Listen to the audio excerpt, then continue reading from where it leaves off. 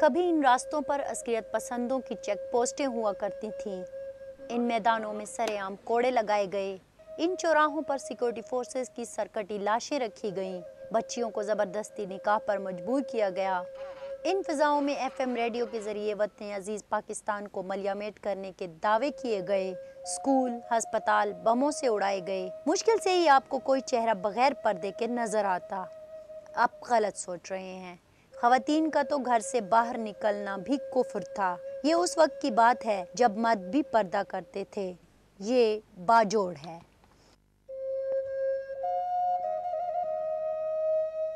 It was a part of the grand game. Bajaur بھی اسی میں انوالو ہو گیا۔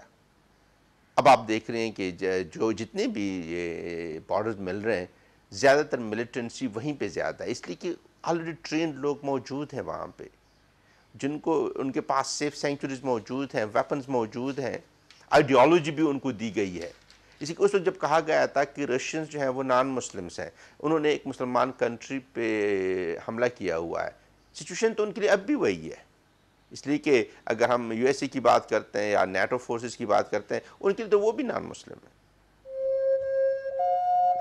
پاکستان کا سب سے چھوٹا قبائلی علاقہ باجوڑ ایجنسی 1290 کلومیٹر کے رقبہ اور 5,95,000 کی آبادی پر مشتمل یہ ایجنسی افغانستان کے صوبہ کنڑ کے ساتھ سرحد پر واقع ہے۔ دوسری جانب دیر کے ساتھ سرحدیں ملتی ہیں۔ رقبہ کم ہونے کے باوجود جغرافیائی اہمیت اتنی کہ ہمیشہ بین الاقوامی قوتوں نے یہاں اپنا بازار گرم کیے رکھا۔ پاکستان بہت اسٹریٹجک لوکیشن پہ ہے۔ اب مڈل ایسٹرن کنٹریز جو ہیں، پرشین گلف، جہاں سے میجورٹی آف دا آئل جو ہے وہ ویسٹ کو جا رہا ہے، Europe, U S A and Japan, developed country, اور they are the major leaders of the free world, اور they were and still they are. ان کا خطرہ یہ محسوس ہوا کہ اگر رشین نیوی، جو کہ ایک پاورفل نیوی تھی، Russia U S S R was a world power, اگر یہ جا کے پرشین گلف میں بیٹھ گئے تو ان کو تو جنگ کے بغیر ہی وہ پیرالائز کر لیں گے۔ تو free world got together in order to resist the Russians in Afghanistan. چونکہ پاکستان اور ایران اس میں نیکسٹ ٹارگٹ بن سکتے تھے، پاکستان اسٹریٹجسٹ کو بھی یہ خطرہ محسوس ہو رہا تھا کہ نیکسٹ یہ ٹارگٹ بن جائیں گے، تو انہوں نے یہی سوچا کہ بجائے اس کی کہ ہم انتظار کریں کہ پاکستان میں آئے، وائی ناٹ ٹو ریزسٹ دم ان افغانستان۔ تو اس طرح ان کے سب کے جو انٹرسٹ تھے وہ مل رہے تھے، اور انہوں نے پھر افغانستان میں ریزسٹنس شروع کی۔ پہاڑ ایسے کہ وادی پشاور سے بھی نظر آئیں۔ سکندر اعظم کیا یہاں سے گزرے کہ تمام طاقتوں نے باجوڑ کو ایک گزرگاہ کی طرح استعمال کیا۔ 1518 میں مغل حکمران بابر نے یہاں قلعہ تعمیر کیا۔ کیا یونانی، کیا مغل، کیا ترک اور کیا عرب، سب نے ہی قتل عام کیا۔ ایک زمانہ تھا جب بابر نے باجوڑیوں کو اسلام کے دشمن قرار دے کر ہزاروں کی تعداد میں ان کو موت کے گھاٹ اتارا۔ یہ بیلٹ ایسی جگہ پہ ہے کہ it was a traditional route for the invaders to reach to the mainland Indian subcontinent. چونکہ گرینر پاسچورز وہ ہیں ایسٹ کی طرف، اب یہ مڈل میں ہے، ان کا جو جتنے بھی انویژنز ہوئے ہیں ان کی زیادہ تر انٹرسٹ اس علاقے میں نہیں رہے ہیں، ان کے زیادہ تر انٹرسٹ رہے ہیں مین لینڈ انڈین سب کانٹیننٹ کے ساتھ، انڈس کے اس پار۔ اس لیے کہ ٹریڈیشنلی اس زمانے میں تو اس کو کہتے ہیں نا سونے کی چڑیا، انڈیا کو سونے کی چڑیا کہتے تھے۔ اس سونے کی چڑیا کو کس طرح وہ مطلب ہے کہ اب اس سے فائدہ اٹھائیں، جب تک نیویز اسٹرانگ نہیں آئی تھیں، پرٹیکولرلی جو یوروپینز آئے تو وہ مطلب کہ تھرو سیز آئے، باقی تو سب انویڈرز نے جو ہے لینڈ روٹ استعمال کیا۔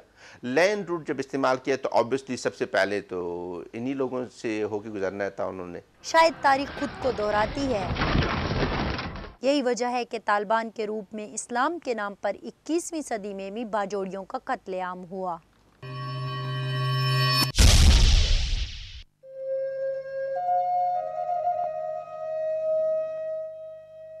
لیکن سوال یہ ہے کہ حال میں کیا ہوا؟ اہل باجوڑ کی سینکڑوں برس بعد بھی یہی حالت کیوں؟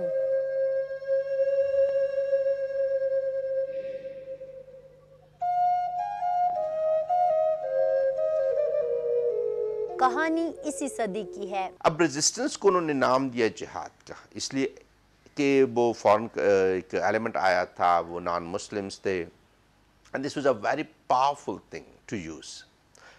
इसके लिए उन्होंने क्या किया कि लिटरेचर भी पब्लिश किया, हज़ारों मदरसे भी बनवाए, लोगों को रिक्रूट भी किया, ट्रेन भी किया, वेपन भी प्रोवाइड किए और उनको सेफ सेंचुरीज भी प्रोवाइड की। पाकिस्तान के दीगर इलाकों की तरह ये भी साबिक सदर जनरल ज़ियाउल हक के दौर में हुआ। हिज़्ब इस्लामी के सरबराह गुलबदीन हिकमत यार यहाँ आए और यहाँ के अवाम ने इनको हमेशा की तरह खुशामदीद कहा, क्योंकि बाजोड़ एजेंसी में जमात इस्लामी का असर रसूख हमेशा से था और है, लिहाजा इनके लिए हालात मुवाफिक थे।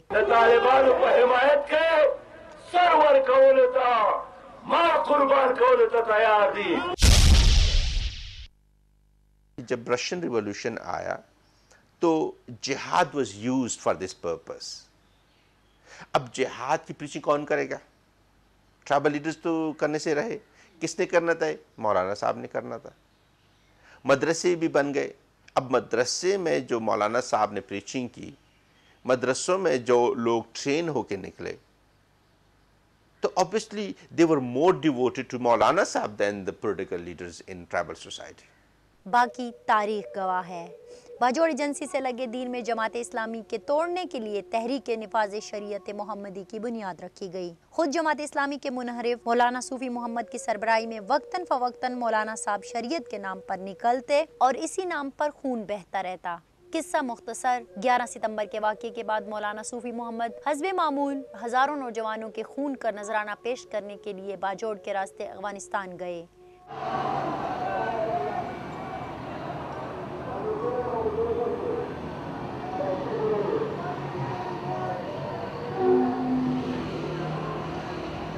खुद तो बगैर लड़े सवात में मजीद खून बहाने के लिए वापस आए, लेकिन इन हजारों नौजवानों में से बहुत कम अब इस दुनिया में हैं।